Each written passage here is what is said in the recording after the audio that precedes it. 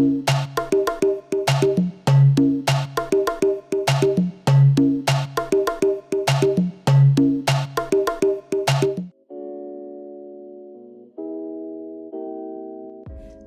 to the devilshourpodcast, where we welcome the little devils in our heads and explore the depths of our minds at the break of dawn. I am your host, Mao. Hi guys! Welcome back dito sa Devil's Hour Podcast. It is the third Friday of the month, kaya naman meron na naman tayong isang episode dito sa DHP. Pero it is the episode 13 guys, and ako, ma-share ko lang din kahit hindi ito yung topic natin for today's episode, although it might be ironic kapag ito yung topic natin for episode 13. My favorite number, and I think the luckiest number of all, is 13. Kasi, maraming pinanganak na blessing sa mundo na ito. Sa araw ng 13, number 1, Park Jimin. Number 2, Taylor Swift. Number 3, Park Jimin. Number 4, Taylor Swift.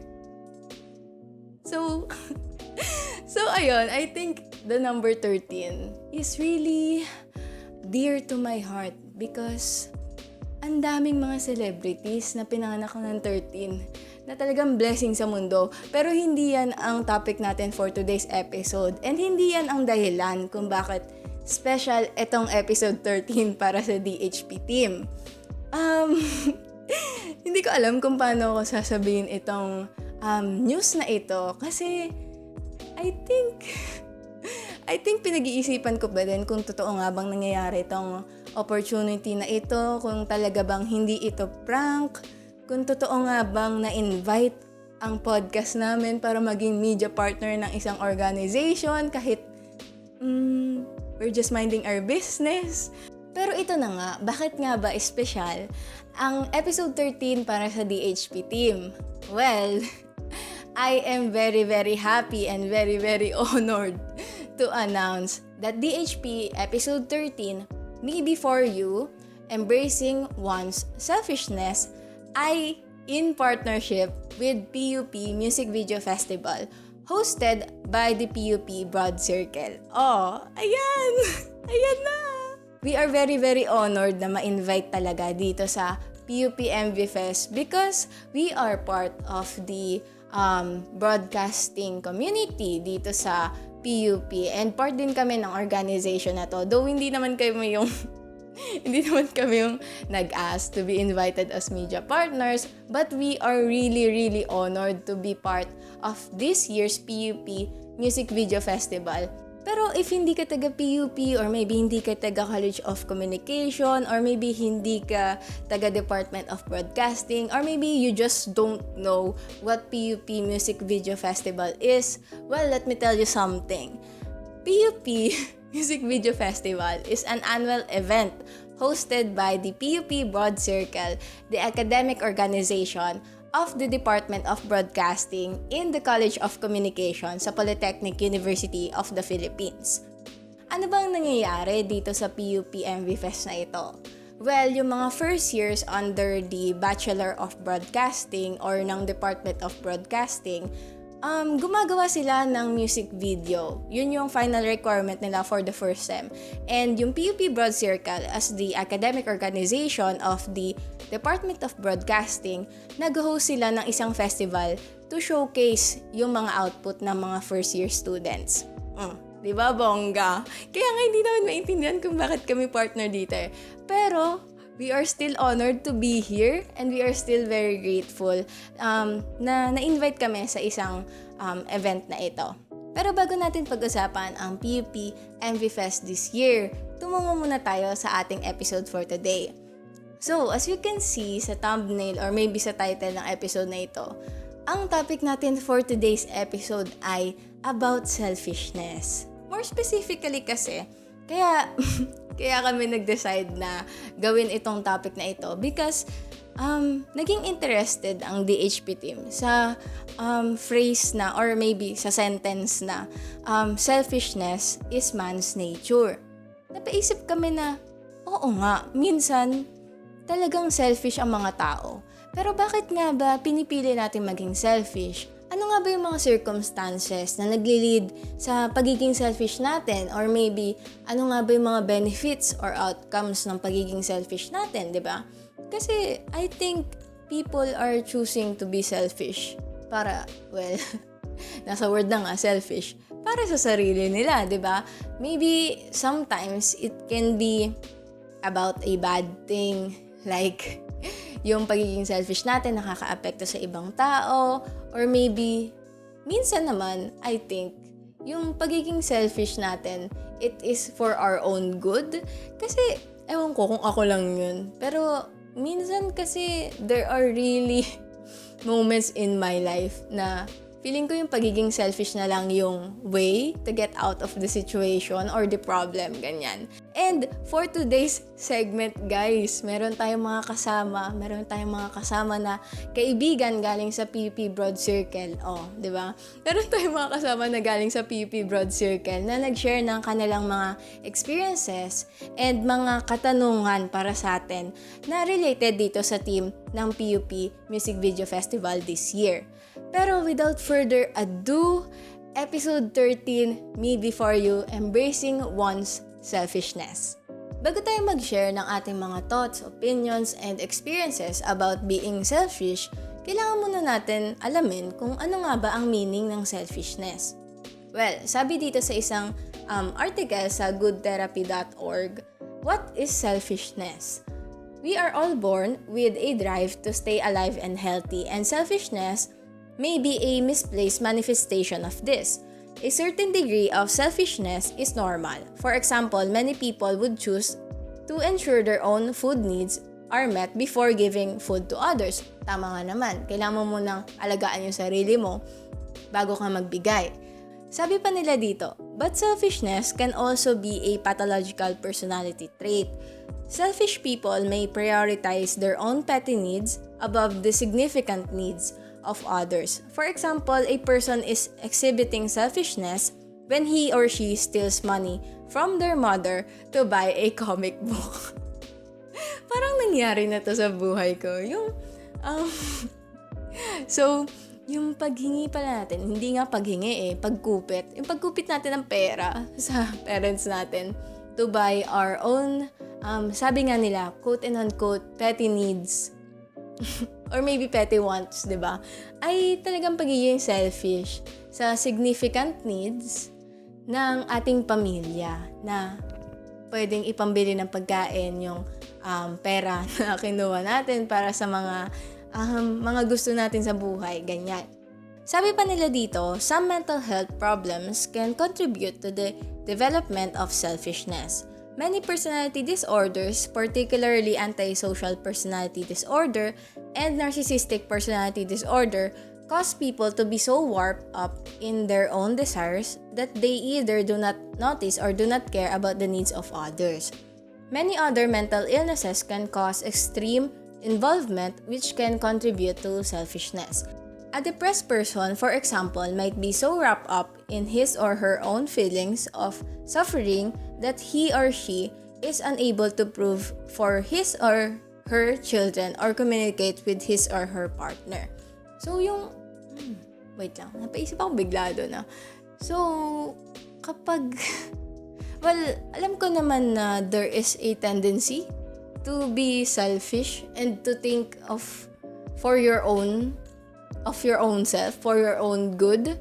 Kapag nandito ka sa mga moments ng problems, kapag meron kang problems with your mental health, pero, siguro kasi I've always been thinking that as a struggle. So, I haven't really thought of it as selfishness, I think. So, medyo napaisip ako doon sa part na yon ng article na to. Pero sabi pa dito sa isang article pa na meron tayo, more importantly, it is a research or a paper about theological theories egoism na nagbigay ng focus sa psychological egoism na related sa selfishness. Sabi nila dito, first, psychological egoism is a theory about the nature of human motives. Psychological egoism suggests that all behaviors are motivated by self-interest. Ooh. Sabi pa nila, in other words, it suggests that every action or behavior or decision of every person is motivated by self-interest.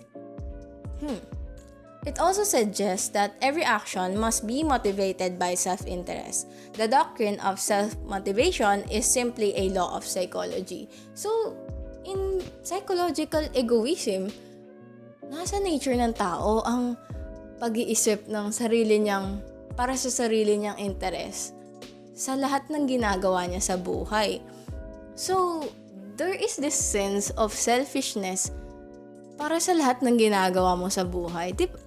Tama ba ako ng pagkakaintindi? Pero that's what I'm getting from this article. Pero sabi pa nila dito, just as it is natural law of physics that bodies tend to move toward one another in proportion to their masses and at velocities inversely proportionate to their distances for one another, it is a natural law that all motivations are ultimately selfish. So tama nga, na lahat ng ginagawa natin ay nakaangkla sa pagiging selfish natin or sa nature ng pagiging selfish natin as a human being. That's kind of interesting, kasi paano naman yung mga quote-unquote selfless acts ng pagtulong, 'di ba? Ano yung, like, for example, you are lending your friend a hand sa assignment niya, ganyan. As simple as that. As simple as that action. Natutulungan mo yung kaibigan mo sa work niya. Ayun, sa work niya nang walang hinihinging kapalit. So, is that a act of selfishness din? Medyo napapaisip ako sa mga ginawa ko sa buhay, Kasi, paano naman, in what circumstances in my life have I thought na I was being selfless, pero in reality, I'm actually being selfish, di ba? Parang that is up for, parang gusto kong i-analyze yung mga moments sa buhay ko na sinasabi ko na I'm being selfless, pero ang totoo, I'm just being selfish. Ano kaya yung mararamdaman natin kapag merong gano'n, no? Like merong parang, content analysis sa buhay mo. Like, noong January 13, 2013, ganyan, kunwari, nagbigay ka ng tulong sa kaibigan mo. Pero in reality, kaya ka nagbigay ng tulong kasi gusto mo na magustuhan ka pa nitong kaibigan mo na to, or maybe something like that, diba?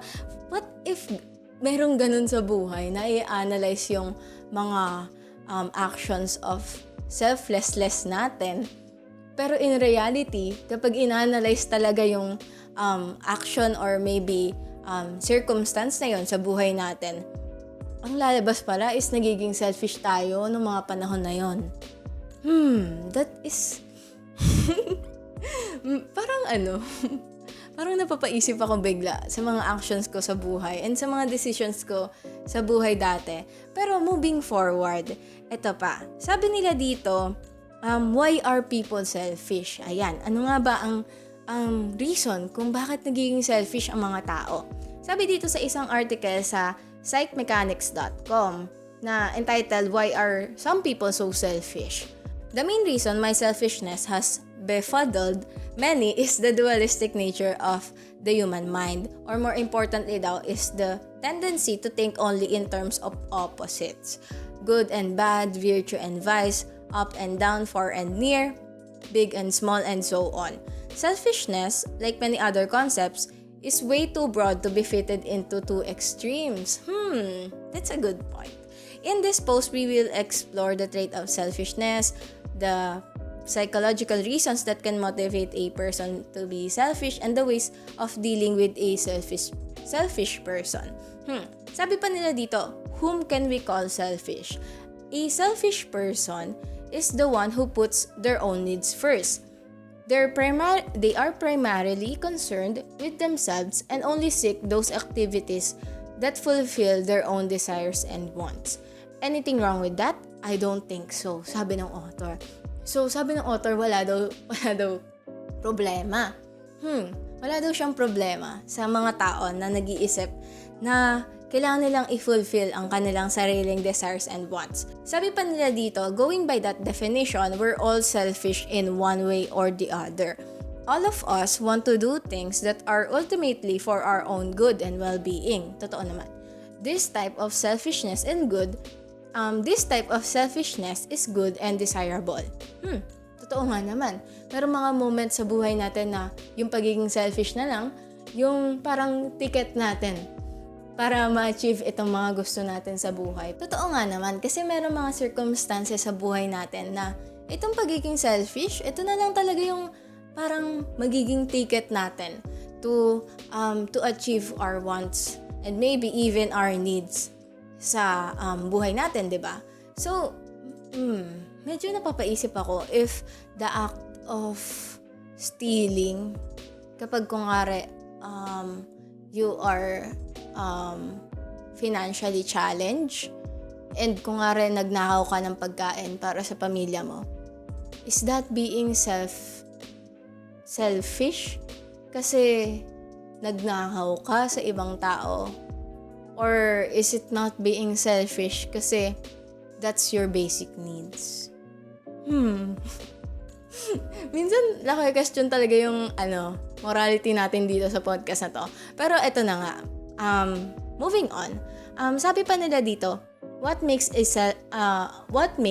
person selfish? When we say that someone is selfish, we usually mean that they don't share their resources, money, time, etc. Now, why won't a person share their resources even if it may be the best thing to do in a given situation? Like for example, ang mga richest of the rich, kahit alam nila na merong mga nagugutom, namamatay sa gutom sa buong mundo na to. Pero anyway, sabi pa nila dito, the biggest reason is that selfish people tend to think that they don't have enough, even if they do. A selfish person, therefore, is also likely to be stingy. This insecurity of not having enough motivates a person to hold on to their resources and not share them. Sabi pa nila dito, another reason why people are selfish is that they have a fear of losing control. If someone has many needs and goals, then they overvalue their resources because they think that these resources are going to help them reach their goals. If they lose these resources, they lose their goals, and if they lose their goals, they feel they have lost over their entire life. So maybe talaga, no? Kaya nagiging selfish yung mga ibang tao because ayaw nilang ma-strip off kung ano nga ba yung meaning ng buhay sa kanila. Like for example, dahil nabanggit na din naman natin ang mga richest of the rich, siguro kaya hindi nila kayang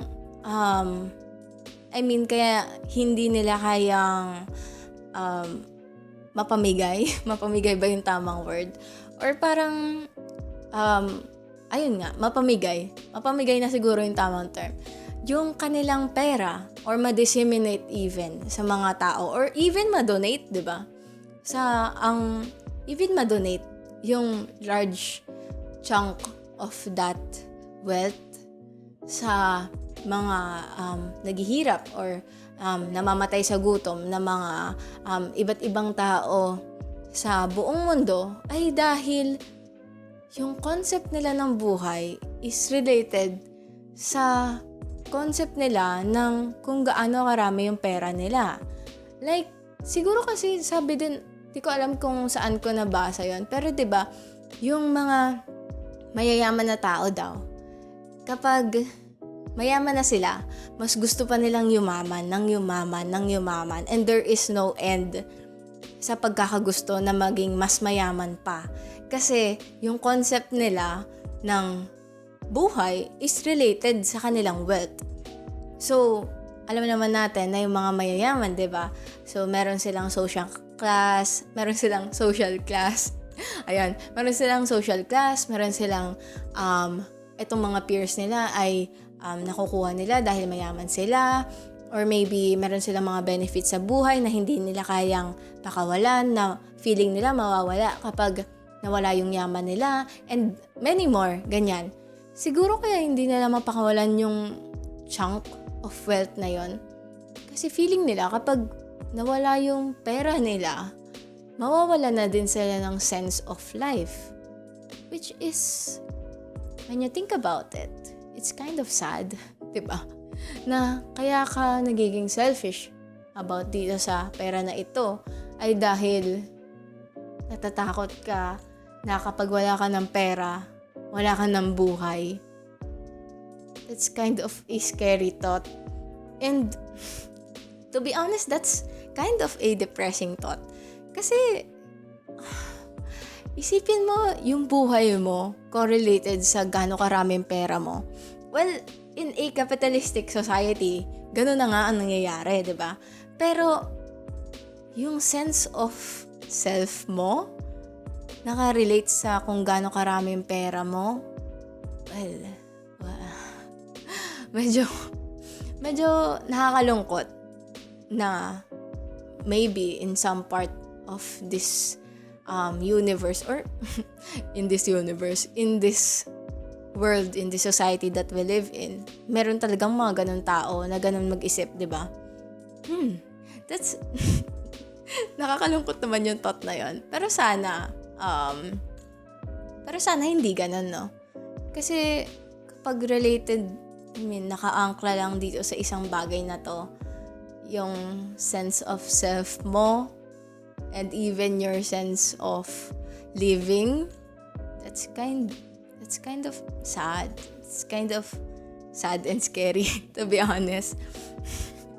Kasi kaya nga naman magiging selfish ang isang tao, kasi kung ito lang ang reason kung bakit sa tingin niya ay nabubuhay siya, well, bakit niya papakawalan yun, di ba? Well, ito na nga. Moving on, sabi pa dito, dealing with a selfish person. Sabi niya, the most important thing to do when dealing with a selfish person is to figure out the reason behind their selfishness and then work on eliminating that reason. All other methods and efforts of dealing with a selfish person are going to be in vain. Ask yourselves questions like, why are they being selfish? What are they feeling so insecure about? Are you making unrealistic demands of them? Are they really in a position to meet your demands? Ano bang mga circumstances na pwedeng mag-relate dito? Siguro kapag kapag yung mga tao na, like for example, minsan kasi I think minsan kung nga rin na lang sa isang sitwasyon na your group of friends, nasa isang group of friends, and after finals, diba? Kasi tapos ang first sem Tapos ang first sem namin. So, noong face-to-face, kung nga rin na lang nasa isang group of friends ka, and then lahat ng kabilang doon sa group of friends mo, inisip nila na, for example, magsaya or mag-celebrate, ganyan. Mag-celebrate in ways na nakakapagod para sa'yo. Ayan, like for example, partying, or maybe drinking, or maybe a sleepover, ganyan, mga ganyang celebration ng after sem. Ayan, nagplano kayo ng ganon. Pero ikaw, ang iniisip mo lang is gusto mong magpahinga sa bahay after ng sem na to. So, after ng sem, may sem break, and buong sem break, wala kang gagawin, ganyan. So, ikaw lang yung natitirang friend na hindi sasama. And some people might say na pagiging selfish yun, diba? Kasi, or maybe some people say na pagiging KJ yun, ganyan. Pero, ang bottom line is, magagalit sila sa'yo, ganon. Pero, is it being selfish kapag pinipili mo na wag gawin tong mga nakakapagod na activities para sa'yo? Para pagbigyan naman yung sarili mo ng time na or ng opportunity na magpahinga. Di ba parang ang nun para sa ibang tao? Parang there's a thin line talaga in being selfish because you're just greedy and in being selfish because you prioritize yourself, I think. Sobrang hindi mo alam kung you are stepping in the boundary ba ng kaya ka nagiging selfish kasi greedy ka, kasi ang iniisip mo lang ay yung mga gusto mo, or maybe talaga nagiging selfish ka kasi kailangan mong protektahan yung sarili mo, 'di ba? Amongst other things. Pero ayun na nga. Ano nga ba ang opinions ko about selfishness itself? Siguro kasi maraming, kagaya nga na nasasabi ko kanina, ang daming mga circumstances sa buhay ko na kapag iniisip ko ngayon, siguro nga naging selfish ako nung time na yon. Parang ganon. Alam mo yun? Like, natatawa ako. Kasi parang nagpa-flashback sa akin lahat ng mga, hindi naman lahat. I mean, yung mga biggest moments sa buhay ko na talagang feeling ko, naging selfish lang ako dahil it is for my own good. Like, for example, nung junior high kasi ako, hindi talaga, I mean,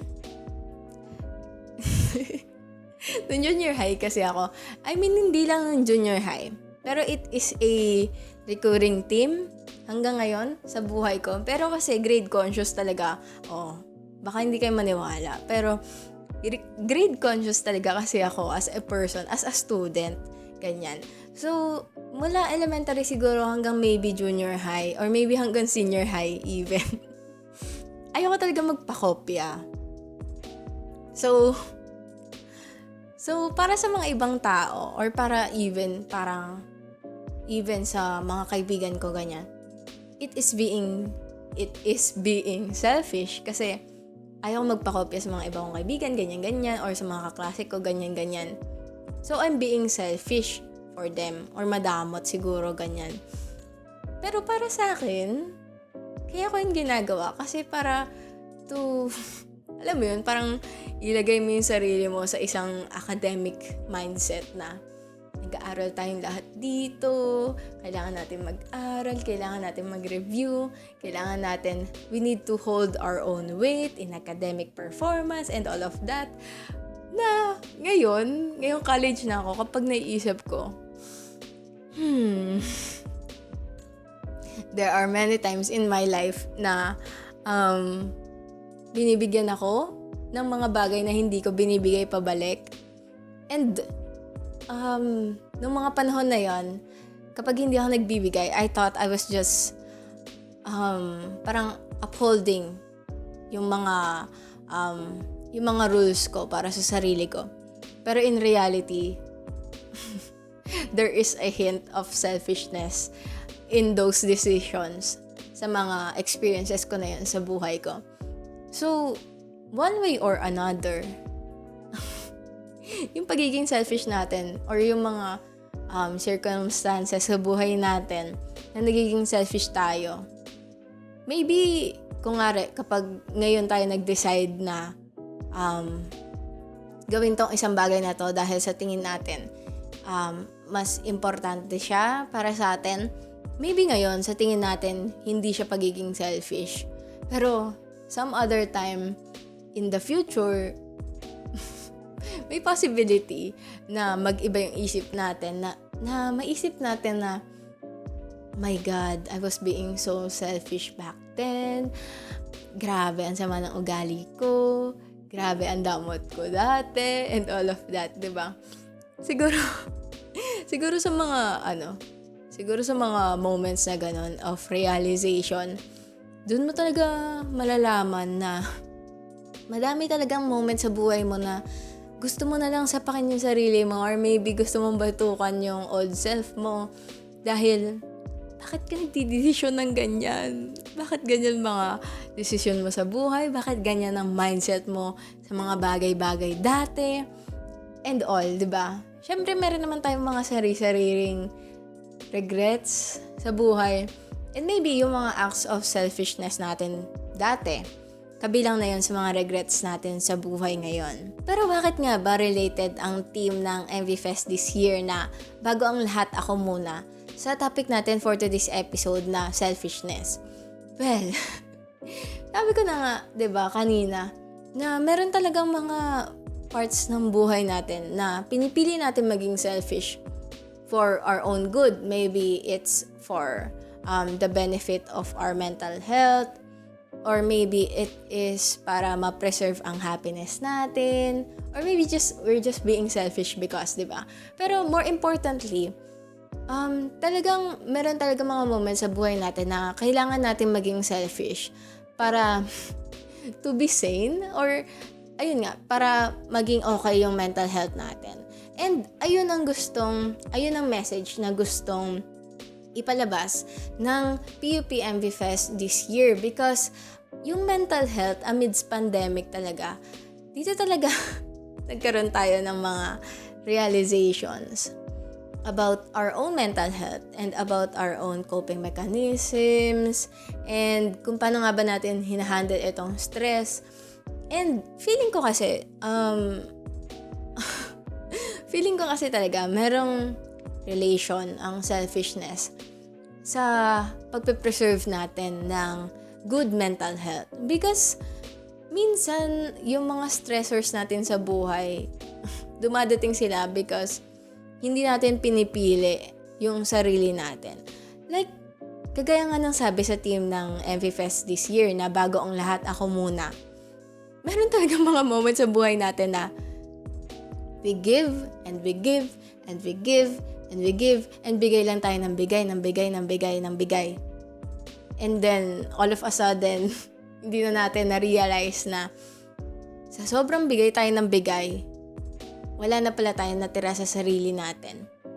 So, yung mental health amidst pandemic talaga, I think, nakafocus talaga siya sa preserving our own mental health by prioritizing ourselves. And minsan kasi, yung ibang tao, diba, they think na kapag you prioritize yourself, you are being selfish. Like, kung nga rin, kagaya ng sabi ko kanina na yung mga simpleng paglabas, yung mga simpleng paglabas na yan, na pag pinipili mo na wag sumama, ganyan. Some people might say na you are being selfish kasi gusto mo lang na ikaw yung nasusunod, ganyan-ganyan, and all of that. Pero in reality, di ba, you are just prioritizing your mental health and your sanity, lalo na in this time of quarantine, and parang kinikilala natin yung sarili natin ngayong pandemic. And talagang maraming moments sa buhay natin ngayong pandemic na to na dumating tayo sa point na we are analyzing ourselves and kinikilala natin yung sarili natin in deeper ways na hindi natin nagagawa dati. Pero bago ko mag-share ng mga thoughts and experiences and opinions ko about the team na bago ang lahat ako muna, pakinggan muna natin itong mga kaibigan natin na gustong mag-share from PUP BroadCircle ng kanilang mga katanungan para sa DHP team. And to be honest, medyo kinakabahan ako kasi baka mamaya I know it is about mental health, and alam naman natin na dito sa DHP we give importance to prioritizing our mental health. Pero I just wanna say na these are my own thoughts from my own experiences, and kung manghihingi man kayo ng advice or para sa mga tao na para sa mga kaibigan natin na mag-share ngayon na manghihingi ng advice about mental health, let me just say na I am speaking for myself. And ayun, etong mga sasabihin ko ay from my experiences lang, and maybe yung mga sasabihin ko hindi mag-apply sa inyo, and kaya meron kayong mga negative reactions or maybe mga just overall reactions and opposite, hindi naman opposite, or maybe ibang ibang thoughts about dito sa mga experiences na open naman kami kasi iba-iba naman tayo ng pinagdadaanan sa buhay and iba-iba tayo ng binibigay ng meaning sa mga experiences na ito. So, ayun lang, a little disclaimer lang, kasi I'm kind of nervous kasi ngayon lang natin to gagawin na talagang mga kaibigan natin from an organization na mag-share ngayong episode na ito. Pero ito na nga. Papakinggan na natin. Ayan, nag-send sila kasi ng VM papakinggan na natin itong mga kaibigan natin na nag-share ng kanilang thoughts and opinions about the team. Bago ang lahat, ako muna. So hi guys. I prefer to not disclose my name, but you can call me R. So, PUP BroadCircle decided to have mental health as their theme for this year's Music Video Festival, and I wanted to share my thoughts about it as someone who got some experience dealing my own mental health concerns. First, I wanted to give a warning to those who would listen because I might say some disturbing things ahead, so here it goes. The lowest of the low I have been was from early 2019 to late 2020. I got too much burden on my sleeve, academics, expectations, my past traumas that keeps on lingering whenever I have sessions of self-doubt and uncertainty. Dagdag mo pa na everywhere I go, all I just encounter is problems and problems. Di ko alam kung ako lang yun, but it seems like the world is turning its back against me. I have series of self-hurt, tapos I even plan to end it on my own. You know what I mean? I keep on dealing with my own demons until my parents and the people around me notice na meron akong mga scars and why I am always wearing long sleeves and the likes. It was so hard for me and I thank myself for still functioning, but there comes a point na sinabi ko rin naman siya sa mother ko, and like what I've expected, she is very welcoming kahit na sobrang bago sa kanya ng terms and my experiences. Nag-iyakan na lang kaming dalawa. She wanted me to have a check-up sa professional, but I refused.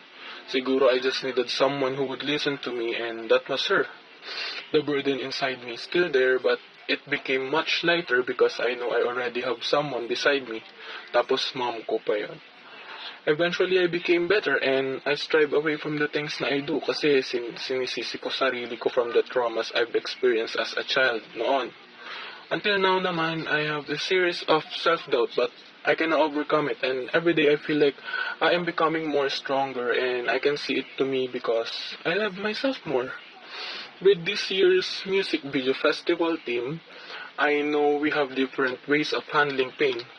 I just wanted to ask to the speakers na how do you think important self-care for us? And how do we know we already experiencing burdens? Kasi like me, I keep it within and think na wala lang yun until it consumes me. So, ayun. Paano natin malalaman na may pinagdadaanan na pala tayo and it is already affecting our mental health? Ayun lang. Maraming salamat. Ayan yung entry ng ating kaibigan na si R. To be honest, wait lang. To be honest, this entry hits too close to home. Alam niyo yun, guys? Kapag merong mga experiences yung mga ibang tao na hindi mo man alam kung ano yung naramdaman nila nun, pero you can somewhat relate because you've been there before or maybe you have been in a similar experience in your sa sarili mong buhay, ganyan. Okay. I'm sorry, pero this is kind of a hard question for me. Kahit nung una ko siyang napakinggan, it is a really hard question. And bago natin sagutin ang kanyang tanong, we just want to say on behalf of devilshourpodcast and ako na rin, myself, na I just want to say na you are strong. Kung sino ka man are, thank you for sharing your story and your struggle. And I want to say na I want to say na you are really strong. And hindi ko man maintindihan yung talagang na-experience mo or naramdaman mo sa experience mo na to, na shinare mo sa amin. Ayun, I just want to say na thank you for always striving to choose to live. Because we know na it is hard sometimes to choose to... Okay. We know sometimes na life is really, really, really, really fucked up to the point na you just wala ka nang pakialam sa buhay na to. Pero you are still here with us and you are sharing your story with us today. And I think that is brave of you. And I'm really, really thankful. And I'm really grateful na... thankful and grateful. Thankful na grateful pa. Pero I'm really, really grateful and honored, ayan, na marinig itong story mo. Kaya naman salamat sa pag-share ng iyong story. And I really hope things get better for your own good. Alam ko na sobrang cliche na ng advice na to, na kumapit ka lang, things will get better and all of that. I know na sometimes, kahit anong sabihin ng ibang tao, na things will get better, na kumapit ka lang, na good things will come for those who wait, kung sino man nagsabi noon. Minsan, talaga, napapaisip lang tayo na, shucks, wait na lang ako ng wait, and lagi na lang ako naghihintay for things to get better. Pero, it seems like things are not getting better. They are getting worse and worse and worse as time pass. So, what's the point of waiting for things to get better, di ba? Pero, sana hindi ka magsawa na maghintay for things to get better. And for you, sana wag kang magsawa na mag-try ng iba't ibang paraan to be happier and to be in a healthier mental state. Pero ito na nga, bago pa ako maiyak dito, maiiyak. Pero, kagaya nga nasabi ko, this segment hits close to home because iba-iba naman tayo ng experience sa ating mental health and iba-iba tayo ng mga napagdaan ng shit sa buhay. Pero this particular entry, medyo masyado tayong nakarelate on a personal level dito. Pero ito na nga, ang tanong niya, paano daw, sabi niya paano daw natin malalaman and maybe masusolusyonan kapag nagbi-build up na ang maybe bad thoughts or burden sa atin. So, essentially, dalawa ang tanong niya para sa atin. Ang una is, how important, if tama yung pagkakaintindi ko, and kung tama yung pagkakaalala ko, ang tanong niya is, how important is self-care to us? Well, that's really a complex question to ask, Kasi, I can just answer na sobrang importante ng self-care kasi kailangan mo lagi i-prioritize yung sarili mo and all of that. Pero, ilang beses na natin siya napakinggan. Ilang beses na natin nabasa tong importance ng self-care na to. Ilang tao na nagsabi sa atin na importante self-care. Pero sila din yung mga tao na magsasabi sa atin na ang tamad mo naman kasi hindi ka gumagawa ng schoolworks. Ang tamad mo naman kasi nakaiga ka na naman. 'Di ba? Minsan talaga ang ironic ng mga situation sa buhay. Pero ito na nga, ano nga ba ang sagot ko sa how important is self-care? Ironic man pakinggan. Pero kasi, I think I have a certain era ba ang tawag doon Pero hindi hindi pa ako nakakalampas sa experience ko na to. Pero, there are moments sa buhay natin na tingin natin yung pag-aalaga sa sarili natin. It is not really that important. Kasi sarili naman natin to. So, why bother, diba? At the end of the day, sarili ko to. So, I always have myself. Ganon yung mentality natin. Ganon ang mentality ng iba sa atin at certain times, diba? Well, dahil napunta na din naman ako sa ganong sitwasyon in many situations in my life, to be honest. I think, kaya importante sa akin yung self-care. Because people, tayong mga tao, we have the tendency to lose ourselves. And maybe we are unconsciously giving away our sense of self-worth. Maybe hinahayaan natin yung mga tao na baguhin or sirain ang self-worth natin. Or maybe talagang meron talagang mga tao na kukunin sa'yo or they will take it from you, diba? Yung concept mo ng self-worth. And bakit importante ang self-care? Well, ang cliche man pakinggan, pero ikaw lang yan eh.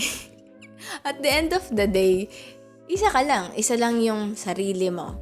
And at the end of the day, at the end of everything, kahit ang sama man pakinggan, pero at the end of the day, ikaw lang talaga yung magiging nandyan para sa sarili mo eh. So, even if people say na they are always there for you, and maybe they are, diba? Pero all of us have our own shit to deal with. So, sino pa ba ang magiging responsible para sa pag-aalaga ng sarili natin kundi tayo lang din naman? Alam mo, I have learned the hard way na yung self-care minsan hindi siya masaya. I mean, madalas nga hindi siya masaya eh. Kasi yung process ng pag-aalaga mo sa sarili mo, it is really, really hard. And minsan talaga pipiliin mo na lang na minsan pipiliin mo yung happiness over self-worth. Because feeling natin itong mga reason natin for happiness, or maybe we really believe na yung mga reason natin for happiness is the reason na itong mga reason natin for happiness, rather, ay kapag nawala to, mawawala na din yung as in soul reason natin ng pagiging masaya natin sa buhay. So, kapag nawala sila, wala na yung happiness natin, hindi na tayo sasaya ever and all of that. When in reality, minsan we settle for less because we think na itong mga reason for happiness natin ay hindi na tayo makakahanap pa ng iba.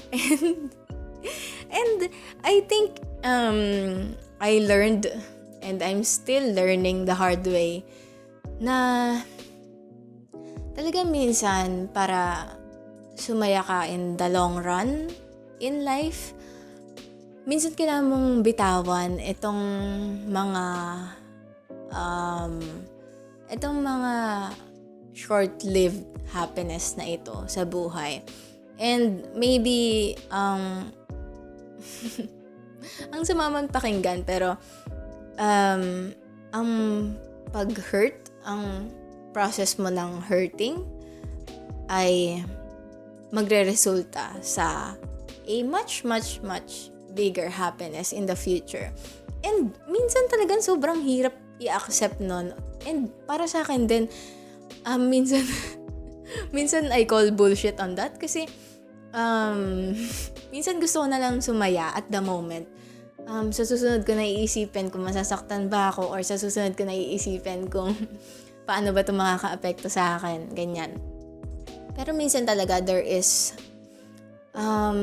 there is pero minsan talaga worth it yung hindi worth it eh. Hindi worth it. Hindi kailangan worth it ang problem sa mental health. Don't get me wrong. Hindi worth it na pinagdadaanan natin. Dumadaan tayo sa extremes of sadness, sa extremes of depression, sa extremes of pagkawala ng self-worth. Hindi worth it yon kahit kailan, guys. Pero, ang sinasabi ko lang is, maybe, at the end of everything, things will get better. And, tayo, walang ibang mag-aalaga talaga sa atin, kundi tayo lang. And, if we do not care for ourselves, how will other people take care of us? Kasi, sila kailangan din nilang alagaan yung sarili nila amongst other things. I mean, above other things, kailangan din nilang alagaan yung sarili nila. So, kapag we are going to rely on other people for our own mental health, from experience, let me just say na things will fuck up kapag ganun yung mentality mo na papaalaga ka sa mga tao. I mean, di naman papaalaga. Kapag i-rely mo ang self-care mo, ang self-worth mo sa isang tao para alagaan ka and in its entirety, ganyan. Let me just tell you, things will fuck up kapag ganun yung situation mo sa buhay ngayon. Importante talaga ang self-care because kapag walang self-care, you may it is possible that you will lose your self-worth. And because of that, yung journey ng paghahanap ng self-worth mo, sobrang magiging mas challenging siya. Because hindi mo na alam ulit kung sino ka nga ba. And parang you are just starting from scratch. And you are trying to befriend a stranger na in reality ay sarili mo lang naman. I think that is one of the most depressing things in life kapag nawala mo yung sense of self mo, because kung hindi mo kilala yung sarili mo, sobrang lungkot nun, di ba? Pero nagiging emotional ako. Pero, I mean, I'm bound to get emotional because it's about mental health and self-worth and self-care, ganyan, di ba? Pero, ayun, I think one of the most depressing things in life talaga is losing your self-worth, because kung hindi mo nakikilala yung sarili mo, sino pang makakilala sa'yo, di ba? You will let other people define you. You will let other people say who you are. You will let other people control of what you think, who you are. And that is just really, really, really a fuck up experience anyone can have. Kaya naman I think yung self-care, it is really, really important because you do not want to lose your self-worth. You do not want to lose your concept of who you are. Hindi mo gugustuhin na maging stranger ka sa sarili mo. Kasi, ikaw yan So, ayan. Preserve your self-worth. I am being awkward because I am so emotional. Pero ayan nga. Ang second question na naman para sa atin ay, paano mo daw malalaman kapag meron na tayong pinagdadaanan? Kasi kagaya niya, kung ngari na binabrush off niya lang itong mga problema na ito, itong mga stressors na to. And merong tendency na magpa-pile up itong mga problems na to sa buhay na akala niya maliliit lang na bagay, pero in reality it is bigger than what they think it is, di ba? And again, hindi ko alam kung paano to sasagutin ng hindi nagiging too personal because kagaya ng ating kaibigan na si R, I have a tendency to do this too because feeling ko kasi tayong mga tao, we tend to belittle our struggles because sa tingin natin hindi maliit lang yan, hindi ko kailangan yan problemahin kasi kapag pinoblema ko yan, maiisip ko pa yan, mag-overthink pa ako and all of that. So, for me, in the circumstances in my life, in the experiences in my life na undeniably, ay ginawa ko to, kagaya ng kaibigan natin na si R na pinupush aside lang itong mga maliliit, quote-unquote, maliliit na problema na ito. Things will really fuck up kapag you just let it pile in that corner in your brain, diba? Kasi kapag merong dumating na isang mabigat or kapag dumating yung bagay na you consider na mabigat sa buhay and tumambak pa yon sa maraming tambak mo ng mga maliliit na problema mo sa buhay, talagang alam niyo yung meme na sa utak ni SpongeBob, nagkakagulo yung mga maliliit na SpongeBob and merong apoy and yung mga file sa folder ng utak niya lumilipad. Ganun yung, I think ganun yung mental image kapag nag-pile up lahat ng mga problems mo or ng mga worries mo nang hinahayaan mo lang sila because you think na maliliit lang naman yan, ay hindi naman yan, baka pwede ko pa yung iset aside and maybe pwede ko siyang kaharapin in sa susunod, ganyan. Pero ang hirap talaga na mag-advise about mental health, kasi kaya nga nasabi ko, iba't iba naman tayo na circumstances sa buhay. So, my advice or my answer to this question might not be correct or might not be even beneficial para sa kaibigan natin na si R. Pero sasagutin ko pa din. Kasi ako lang naman yung tao dito. Pero ito na nga, ano ba ang pwedeng gawin para malaman na meron na tayong problem? Siguro kasi sa akin, ganito yung rule ko para sa sarili ko para hindi ko siya napapile lahat. Kapag I am constantly thinking about this thing, kahit like for example na napagdesisyonan ko na hindi, mamaya ko na yan iisipin. Ipagpapabukas ko na lang yung bagay na yan. Kapag there is this, kapag naisip ko na yon na ipagpapabukas ko na lang, pero patuloy pa din siyang bumabalik sa utak ko, that's one sign na maybe I should face this problem. Like for example, eto, recently, I've been trying to be a morning person. Ayan. Nakakatawa kasi all of my life, well, simula nung nagkaisip na ako, nagkaroon na ako ng mga sariling buhay, ganyan. Siguro mga junior high, ganyan. I have described myself as a night owl, a night person, if you must say, ganyan. And feeling ko kasi, nakaka-apekto talaga. Alam ko talaga na nakaka-apekto sa mental health ko yung hindi ko pagtulog. Kasi there is a phase in my life na as in talaga. Yung tulog na yan, I don't know what that is. I don't know that concept. Sleep is a social construct and all of that.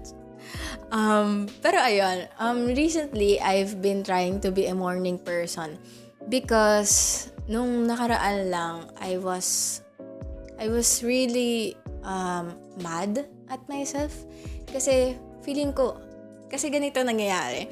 Nagigising ako ng hapon, like 3. Ganyan. Kasi natutulog ako ng 7 a.m. So, talagang, nung una iniisip ko lang na, ay hindi, I'm just being a night owl. I'm just being myself. I'm just having problems with my sleep. Kaya dapat, kaya hindi ko dapat to i-overthink. Kaya dapat ganyan-ganyan. Pero I know, and constantly na nagpa-pop up sa utak ko na meron kang problems sa pagtulog and sa paggising ng hapon, and naapektuhan yung sense mo ng productivity kasi nagigising ka ng hapon and then sinasabi mo sa sarili mo na gagawin mo to hanggang madaling araw pero hindi mo naman talaga ginagawa. So, nagkakaroon ako ng problems with that. And because of that, talaga nagpa-pile up yung mga iba't ibang worries ko sa buhay. Like for example, at some point in my life, nagalit ako sa sarili ko kasi hindi ko magawa itong mga bagay na kailangan kong gawin kasi hapon na ako nagigising. So, sinisisi ko yung sarili ko kasi hapon na ako nagising. Pero, hindi ko naman binabago yung lifestyle ko para mag-cope dito sa situation na to, or para bigyan lang yung sarili ko ng chance na itry na baka yung pagbabago ko sa lifestyle ko yung problema, ganyan-ganyan. So, I was trying to, alam mo yun, parang sa susunod ko na yung iisipin, sa susunod na ako, hindi naman problema yan, hindi naman problema yung pagtulog ko, wala naman ako na-experience na sakit sa katawan dahil sa kakulangan ko ng pagtulog. Pero, mind you, I was having parang as in headaches, like as in severe headaches every day. So, ang daming problema na nag-a-arise dahil dito sa kakulangan ko sa tulog, diba? And I was just, parang sinasabi ko na lang na, hindi naman yan problema. Kasi, hindi yan problema. Kasi, alam mo yun, parang ito lang ako as a person, ganun. Parang binibigyan mo ng excuse yung sarili mo. Kasi ayaw mong harapin itong mga problema. Kasi, I think what I was really unconsciously worried about that time is hindi ko kaya na mag-change ng lifestyle. Hindi ko kaya na gumising ng maaga. Hindi ko kaya na matulog ng maaga. So, what is the point of even trying, diba? Ayan. Recurring theme sa buhay ko yung what is the point of even trying, to be honest Kasi, parang nadadown ako sa mga past experiences ko in life na you have invested a lot of time sa pagtatry na gawin tong bagay na to, pero in the end, it failed. So, bakit pa ka mag-try, diba? Pero, recently, sobrang nag-crash. Ay, hindi naman sobrang nag-crash. Pero I think nag-dip sa dangerous territories ang aking mental health because yung level ng productivity ko is hindi nagmamatch sa gusto ko para sa sarili ko. So, in the end, sinisisi ko yung sarili ko kasi ang tamad ko, hindi ako productive, hindi ko nagagawa yung part ko sa iba't ibang requirements ko sa buhay. Like, for example, in my own works, in my organizations, in my school even, ganyan. So, I was really mad at myself for not being productive enough. And, sabi ko sa sarili ko, ang tamad ko kasi hapon na ako nagigising. Like, meron times na 6 p.m. na ako nagigising, ganon. So, because of that, I talagang naging curving point ng buhay ko yung time na yon. So, I tried to change my lifestyle. Kahit alam ko, sobrang hirap talagang gumising ng before 10. Pinilit ko yung sarili ko. Like, alarm, ganyan. So, ang bottom line lang, or ang point ko lang naman sa pag-share nitong experience ko na to is, talagang yung mga maliliit na bagay sa buhay natin, it affects the whole puzzle of our lives. And feeling ko, kapag laging nagpa-pop up sa utak mo yung problem na yan, or maybe yung thought na yan, like for example, ang simple thought is maglinis ka ng kwarto. Ganyan.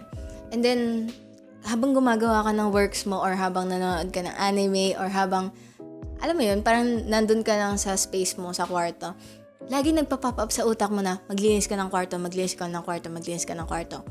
Para sa akin, I try to check myself in situations like that.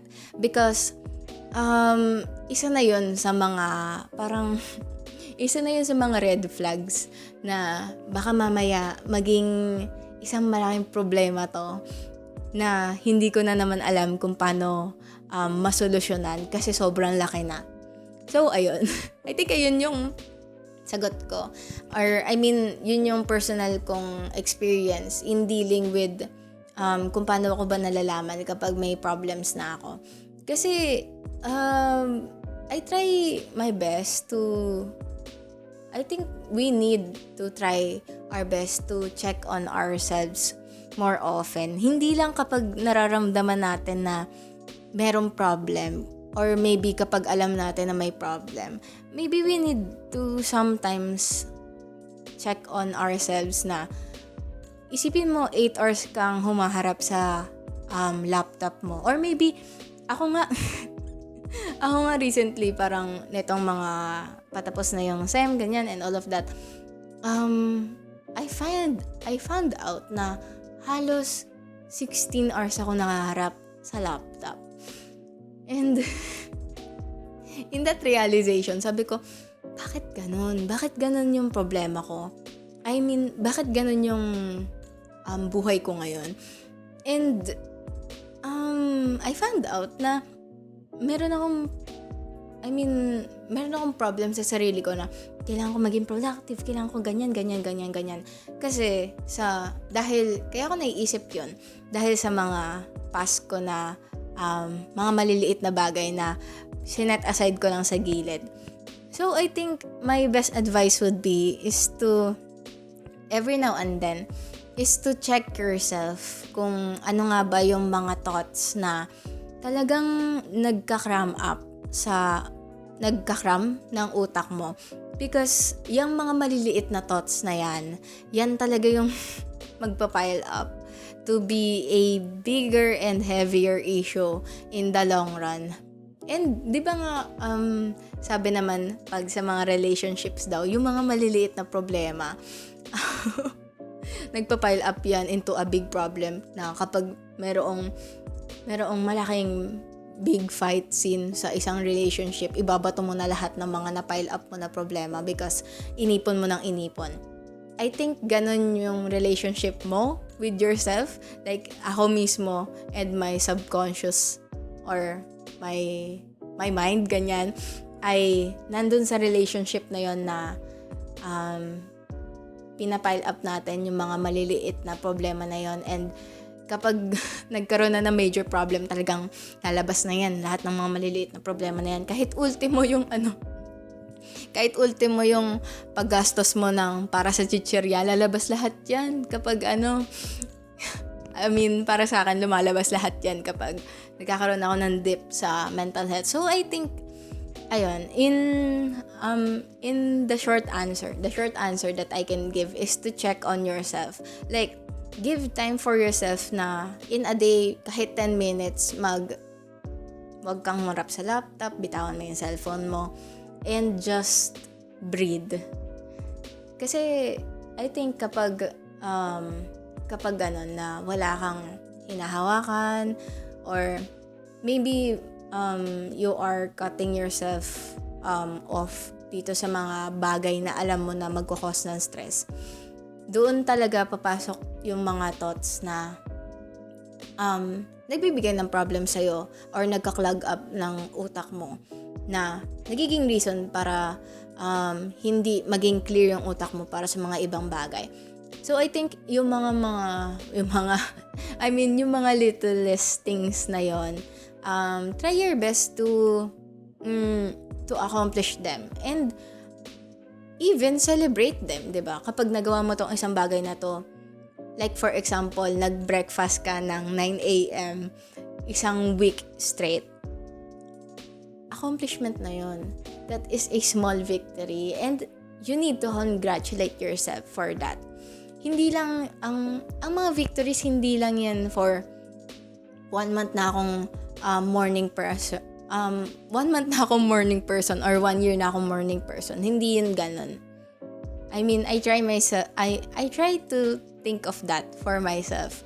Kasi, ayun, kapag yung mga maliliit na problema nag-pile up, that can cause doom. Talaga, that can cause doom for yourself. So, sabi ko short answer na kanina, pero ito talaga yung short answer. Check on yourself. Ilista mo even kapag alam mo na itong bagay na to is talaga nagbabag sa utak mo, ilista mo sa isang papel. And then, kapag tapos ka na sa work mo or you are trying to rest, or maybe ito na yung time mo for 10-minute break or 10-minute na breathing, pull up that paper na sinulatan mo and then think. Harapin mo kung bakit mo nga ba iniisip itong bagay na to. Ayun. Ayan. Ang dami na natin nasabi. Ang dami na natin na share. First, unang kaibigan pa lang natin. Pero ito na nga, meron pa tayong pangalawang kaibigan na mag-share. Galing din sa mga kaibigan natin from PUP BroadCircle. You can call me Maor. And high school pa lang ramdam ko na may kakaiba sa akin. Na may mali, pero hindi ko alam kung ano at paano ito nagsimula. Hindi ko lang pinapansin kasi nakakakain naman ako, nakakasama ang mga kaibigan, nakikihalubilo, nagagawa ang gusto, productive, at minsan sinusubsubang sarili sa trabaho. Pero nag-iba ang lahat nung nagsimula yung pandemya. Hindi tayo makalabas, hindi makagala, hindi makapunta sa school, at lagi lang ako nasa bahay kasama yung mga tao na pakiramdam ko ay hindi ako kaisa. Kaya pa, kahit laging magulo. Pero habang tumatagal, lalo akong naiirita sa paligid. Ang ingay, ang gulo, laging may away, sigawan dito at doon, mapaaso o tao. Kung nararamdaman na hindi ako isa sa kanila, nakakaiba ako sa ibang paraan. Iba kasi ako mag-isip. Tila ako nasasakal at di makahinga, nalulunod sa sariling pamamahay. Nalilito at hindi ko na alam ang gagawin. Uunahin ko ba ang sarili ko o iintindihin ko sila at mag-a-adjust na naman ulit ako. Umabot na sa punto na pati sarili ko napabayaan ko na. Walang ganang gumawa ng schoolworks, maligo, magbihis, magpaganda, magayos, kumain o kung ano pa man. Gusto ko lang matulog, humiga, patayin ang ilaw o pumunta sa sulok sa may kadiliman. Kasi pakiramdam ko, doon lang naman may kapayapaan. Doon lang ako mapapayapa kung saan walang taong maaaring gumulo sa akin. Madalas din ako malungkot at umiyak nang hindi ko alam kung ano ang dahilan. Wala, gusto ko lang. At minsan, talagang iyakan pa. Minsan nanonood na ako ng movie para lang makaiyak at hindi magtatanong sina mama. Hindi ako okay at lagi kong iniisip paano nagagawa ng ibang tao unahin ang sarili nila at hindi ang tao nasa paligid nila. Habang heto ako, inuuna kung ano ang mararamdaman ng taong nakapaligid sa akin. Imbes na ang kapapayapa ng puso't isipan ko, kapapayapa ako mismo. Kahit na sa kabila ng lahat, alam ko ako lang naman ang kakampi ng sarili ko. Okay, so hindi ko alam kung, hindi clear sa akin kung ano nga ba ang main question ng ating pangalawang friend na nag-send ng kanyang entry. Pero what I'm getting from dito sa sinend niya ay hindi niya alam kung uunahin niya ba yung benefit ng ibang tao or uunahin niya ba yung sarili niya in certain situations. Well, so ito, nare-relate siya sa ating topic for today's episode na selfishness because I think yung mga acts ng pagkukulong sa kwarto, yung yung kapag pag pinipili mo na magstay sa kama and hindi gumawa ng schoolworks and magstay sa mga madidilim na lugar para maybe mag-isip or maybe hindi mag-isip, ganyan, and magkaroon ng peace of mind and katahimikan physically, audibly, ganyan. I think that is part of taking care of yourself, to be honest. Kasi, hindi ko alam, baka mamaya toxic pala itong nasasabi kong advice. Pero kasi, I think there are moments in my life that nung pinili ko na hindi mag-work sa kahit isang araw lang, sa mga panahon na hindi ko pinili mag-work kahit just for 24 hours, nang nakamute lahat sa akin, lahat ng GC na alam kong meron akong responsibilities, na alam ko na na malaki yung part ko doon sa mga requirements or mga group works na iyon. When the time comes na pinipili kong hindi gawin, or maybe mag-take a break sa mga bagay na alam kong nagkakos ng stress sa akin, I find myself happier and healthier, to be honest. Hindi dahil ayaw ko tong ginagawa ko, or dahil nasasakal ako na pinipilit ko lang yung sarili ko dahil ayaw ko naman talaga tong gawin, or maybe parang napilit lang naman ako na gawin to, or parang in-appoint lang naman sa akin tong work na to pero hindi ko naman talaga gustong kunin, ganyan. It's not because of that most of the time for me. Sometimes meron talagang mga moments na gusto mo yung work mo, gusto mo yung ginagawa mo, kinuha mo tong responsibility na to, pero there is still a tendency na mapagod ka because you're just human, di ba? Hindi naman correlated ang pagkagusto mo sa isang bagay sa tolerance mo ng pain para sa bagay na to.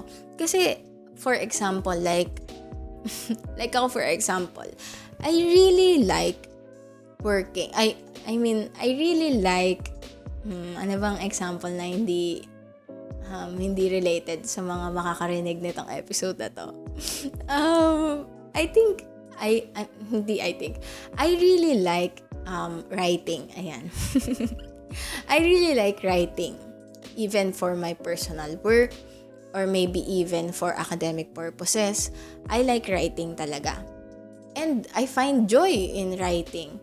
Pero minsan, yung pagsusulat, it causes stress for me. So, hindi ibig sabihin na gusto ko yung pagsusulat, hindi na ako stress sa pagsusulat. Does that make sense? Kasi, yung mga bagay na gusto natin, ginagawa, it can also cause stress for us. And, actually, sa tingin ko nga, mas nagko-cause ng stress pa yung mga gusto talaga natin gawin. Kasi, we want to succeed in doing the things that we love. So, kapag hindi na ayon sa gusto natin or sa mga goals natin dito sa mga ginagawa natin na to, yung productivity natin or yung work natin at the moment, we tend to may tendency na mapagod talaga tayo, and may tendency even na we hate doing this anymore. Parang at some point in my life, parang yung writing, it became a chore more than a hobby to pass time. So, hindi naman, I think hindi naman masama na mag-take a break sa mga bagay na talagang nagpapastress sa'yo. Pero kung sasagutin ko yung tanong ng ating kaibigan na nag-share dito na kung mas okay daw ba na i-prioritize mo yung ang tanong niya kasi pala is paano nagagawa ng ibang tao na i-prioritize yung sarili nila more than the needs of others, ganyan. And I think etong kaibigan natin na nag-share, they have a tendency na maging, anong tawag dun? Self-serving? Hindi.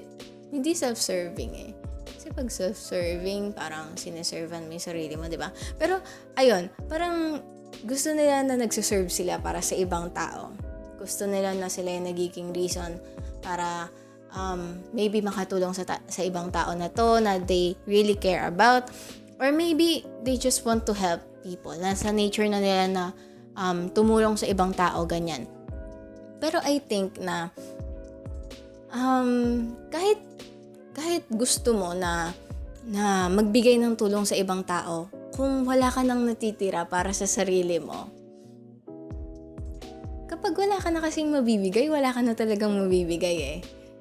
I really believe on that thinking na kapag ubos ka na, wala ka na talaga mabibigay. Like kahit pilitin mo yung sarili mo na magbigay, wala ka na talaga mabibigay. Kaya kapag pinilit mo pa na magbigay pa, doon mo mararamdaman na nagbibigay ka na lang. I mean, yung pagbibigay mo na yon, it's being a burden more than it's you wanting na magbigay sa mga ibang tao na to.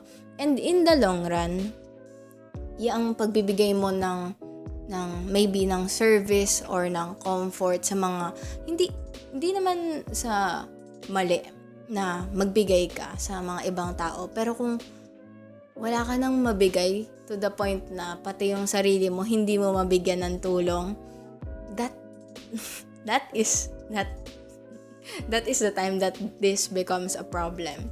Siguro kasi sa akin, in the moments na or in my experiences na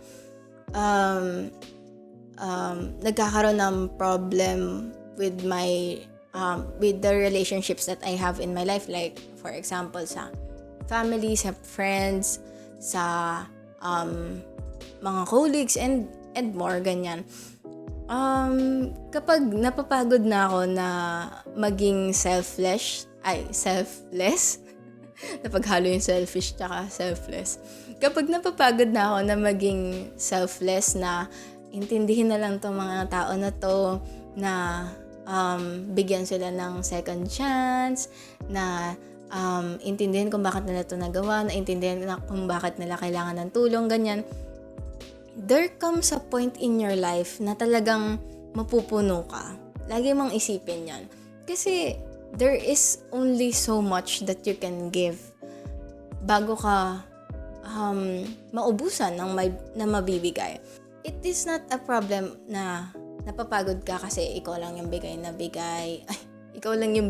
bigay, or maybe hindi na ma-match ng ibang tao yung mga binibigay mo sa kanila, or maybe you are just feeling like you're the only one who is trying, ganyan.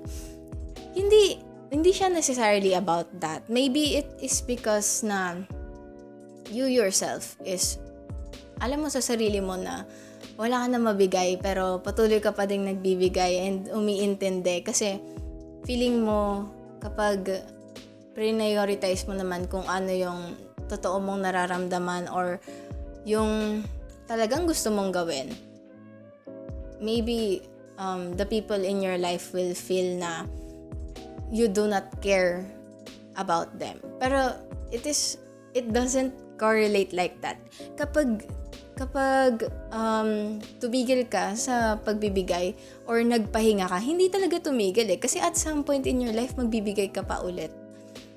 Maybe mas tamang term yung kapag nagpahinga ka sa pagbibigay ng kahit ano dito sa mga tao sa buhay mo. Kung nga pagbibigay mo ng patience sa family, or pagbibigay mo ng peace of mind sa mga tao sa buhay mo, or maybe pagbibigay ng anything like support, ng pag-iintindi sa mga tao na to, or pagbibigay ng services sa mga ibang tao na to for free, ganyan. There will come a time in your life na mapapagod ka kasi it is not because gusto mo ng kapalit. It is because wala ka nang mabigay. Saad na saad ka na. Saad. Said? Ay, ano bang tamang term? Basta, wala ka nang mabigay. Ayan. Wala ka nang mabigay to the point na even yourself, hindi mo mabigyan ng mga bagay na binibigay mo sa iba. So, I think it is okay to be selfish every once in a while. It is really okay to be selfish once in a while na kapag, okay, example na lang is kung hari, itong kaibigan mo na ito, meron kang kaibigan, and itong kaibigan mo na to, they have wronged you many times in the past. Like, for example, nagsinungaling sila sa'yo, and then, or maybe they bad-mouthed you, or, alam mo yun, mga iba't ibang problema sa buhay, ganyan. And, ikaw, patuloy ka na nagbibigay ng understanding na, maybe it is really, meron talagang problema sa pakikitungo ko sa kanya, or maybe meron siyang pinagdadaanan kaya niya naisip tong mga bagay na to, or maybe there is really a reason for them para dun sa kaibigan mo kaya niya nagawa tong mga bagay na to, and you keep on understanding your friend, ganyan. Pero at some point in your life, I think it is really best kapag nagalit ka. Kasi meron talagang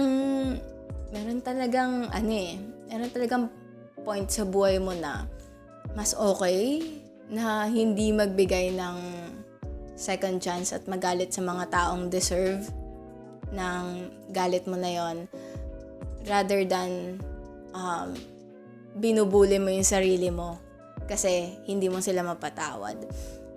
Para sa akin, I think I have yung ganong mentality na magagalit ka sa mga tao kasi they have really wronged you, ay mas naging helpful siya sa akin kaysa sa pag-iisip na ako lang naman yung naging problem kung bakit hindi nag-work.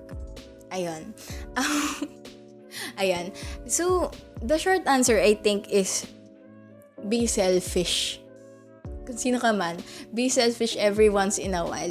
Minsan kasi yung mga sinabi ng kaibigan natin na to na mahihiga sa kama and hindi gagawa ng schoolworks, ganyan-ganyan. Minsan those are acts of self-care, to be honest. I consider those as act of self-care kasi kapag wala kang iniisip, like talagang hindi mo iniisip tong mga bagay na to, you have peace of mind at the end of the day. So, alam mo yun, parang talagang para sa akin act of self-care siya. Pero, syempre, i-monitor din natin yung sarili natin kung ginagawa ba natin to para magpahinga o ginagawa ba natin to para makatakas sa problema. Ayan. So, the short answer is, every once in a while, be selfish and magpahinga ka sa pagiging self-serving para sa ibang tao, or pagiging giving para sa ibang tao. And once in a while, be selfish because minsan yung pagiging selfish, those are acts of prioritizing yourself and prioritizing your mental health. So, again, I wish you, etong kaibigan natin na nag-send ng entry na to, na kapit ka lang dyan, kung sino ka man, I hope the best for you. And kapag natapos mo na tong selfish, quote and quote, selfish act na ito ng kung nga pagiging galit or hindi paggawa ng works and all of that, kung ano man ang mapagdesisyonan mo, bounce back again and try again. And if ever na mapagod ka ulit, just be selfish again and prioritize yourself. It is, hindi ko man ine-endorse, pero it is really, really, it really feels good kapag ginawa mo tong mga bagay na to para sa sarili mo and hindi para sa benefit ng ibang tao. Kahit pa itong ginawa mo na itong act of self-care na ito ay hindi papaboran ng mga ibang tao sa buhay mo. ayun lang. Ayun lang. So, to wrap up, to wrap up ang ating episode for today, dahil sobrang dami na naman natin nasabi, like, ang dami talaga natin nasabi ngayon, and feeling ko parang nag-overshare na naman tayo in this episode. Pero, that's just how we are in this podcast. And, syempre, nagpapasalamat tayo sa mga nag-send ng kanilang entries. And, again, I just want to say para sa dalawa nating kaibigan na nag-share na thank you for being brave na shinare nyo sa podcast na ito ang mga worries and mga experiences nyo sa buhay, lalo na in this pandemic. Pero, ayun, we really, really hope na things will get better soon. Hopefully soon, diba? Kasi we deserve to experience greater things soon. Maybe this year, ganyan. Pero ayan na nga. To conclude this episode, ano nga ba sa tingin ko, since nabigay na natin ng mga experiences natin and nag-overshare pa nga tayo ng mga experiences natin about sa team na bago ang lahat, ako muna. Ano nga ba ang thoughts natin about this claim? Ayan. Ano nga ba ang thoughts natin about this claim na bago ang lahat, ako muna? Well, kung pakikinggan mo out of context ang bago ang lahat, ako muna, well, that's just really a selfish claim, di ba? Kapag inisip mo na, bago ang lahat, ako muna, parang me first, you second. Alam mo yun? Kapag sa ibang context kasi, it sounds really negative and unhealthy and borderline problematic, di ba? Pero kapag in circumstances relating to self-care and preserving your mental health, I think kailangan tayong lahat, kailangan nating isipin kailangan natin bigyan ng importance itong claim na bago ang lahat, ako muna. Kasi minsan we are serving people, pero nakakalimutan natin yung sarili natin, na tayo din naman deserve natin yung deserve din naman natin na bigyan ng time yung sarili natin, na pag-effortan yung sarili natin, na patawarin yung sarili natin, and bigyan ng happiness yung sarili natin, 'di ba? So, I think there is a negative connotation sa bago ang lahat, ako muna. Pero in regards with mental health, and pipiliin mo yung i-preserve na lang yung mental health mo kaysa magkaroon ng maraming problema in the long run, I think mas better na yung maging selfish kaysa magkaroon ng mental health problems in the future, because you are prioritizing other people more than yourself. Ayan. Ang dami natin nasabi in this episode. Pero to conclude, I think selfishness in its whole sense has negative and positive connotations, Pero, nature nga ba ng tao ang pagiging selfish? I think yes. Lalo na, nabasa naman natin sa research natin, di ba, na oo nga, lahat ng mga naiisip na gawin ng tao ay acts of para sa self-interest, ganyan. So, there is truthfulness sa claim na nature ng tao ang pagiging selfish. Pero, we have to ask ourselves din kung bakit nga ba nagiging selfish ang mga tao? Bakit nga ba pinipili natin maging selfish kahit meron naman tayong choice na hindi maging selfish, diba? I think it is really important for us to always remember na yung selfishness natin, minsan hindi siya correlated sa pagiging masama natin as a person. Minsan, yung pagiging selfish natin, yun na lang talaga yung last resort natin to preserve our own self-worth, to preserve our happiness, to preserve our mental health even. So, kapag ginagawa natin itong mga selfish acts na to, para sa ibang tao, kasi gusto natin protektahan yung sarili natin, or gusto lang natin mapasaya yung sarili natin. I think selfishness is not that bad. 'Di ba? Kasi parang sobrang negative ng connotation ng selfishness, pero lahat naman tayo at some point in our lives have been selfish, 'di ba? Pero ayun na nga, I think that is it for today's episode. Medyo marami na tayong na-share about sa mga experiences natin sa buhay, to the point na parang nag-overshare na tayo and parang baka i-judge na tayo ng mga ibang tao na makakapanood nito. Pero ito na nga, let's discuss or let's talk about PUP Music Video Festival and kailan ba ito gaganapin? Ano ba ang mga pasabog na mangyayari sa PUP Music Video Festival this year? Well, the PUP Music Video Festival hosted by the PUP BroadCircle this year ay mangyayari po bukas, March 20. Ayan guys, bukas na pala kasi March 19 to ilalabas. So bukas, MV Fest na. Kaya guys, kayo, make sure to tune in sa Facebook page ng PUP BroadCircle that will be linked below dito sa description ng episode na ito. And syempre, i-follow nyo na din yung mga social media accounts nila to be updated sa mga future pa na pasabog sa organization na to. Kasi alam ko, hindi lang ang music video festival ang pasabog nila this year, pero meron pang iba.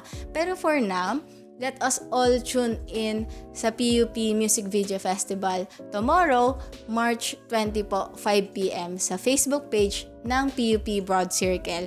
Alam ko marami silang mga pasabog kasi ang gaganda ng mga entries ngayon para sa mga music video, para sa mga songs na produce ng mga first year students po. First year students sa Department of Broadcasting ng College of Communication. Sobrang nakaka-proud lang na kahit alam natin na sobrang hirap ngayong pandemic and talagang na-hit ang work ethics sa production ngayon, pero talagang na-pull off ng mga first year na ito ang paggawa ng music video. Kahit alam natin na there are bumps in the road of the production, talagang na-pull off pa din ng mga first year. Kaya naman, it is worth it guys, manood kayo sa PUP Music Video Festival bukas, March 20 po, 5 p.m. sa Facebook page ng PUP BroadCircle. Hindi ko alam kung ilang beses ko pa ipopromote para manood kayo doon and to tune in kasi magaganda talaga guys. And para sa inyo na naghahanap ng mga prizes, I think meron din silang mga sponsorship. So, if ever na first year ka sa College of Communication or maybe part ka ng COC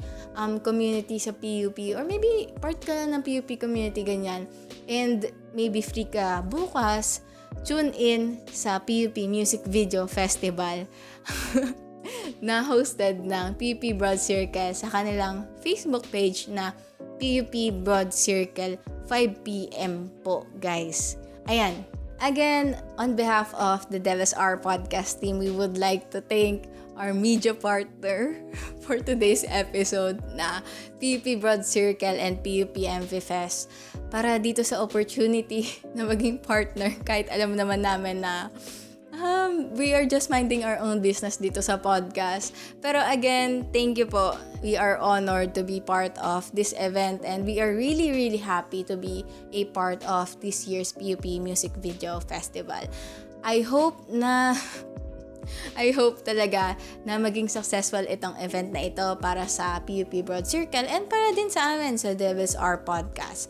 But with all of that said and done, ayun, I think that is really it for today's episode. And if meron kayong negative reactions, criticisms, or maybe opinions and thoughts sa mga napag-usapan natin in this episode, or maybe kahit sa mga hindi natin napag-usapan in this episode, like gusto nyo lang kaming itag or kausapin sa description below or sa aming social media account na @devilshourpod, syempre pwede nyong isend yung mga thoughts nyo na yan sa amin. And do not hesitate to always comment sa aming description dito sa comments pala ng mga episodes and dito sa YouTube. And syempre, pwede nyo kaming i-direct message or maybe itag sa aming social media account.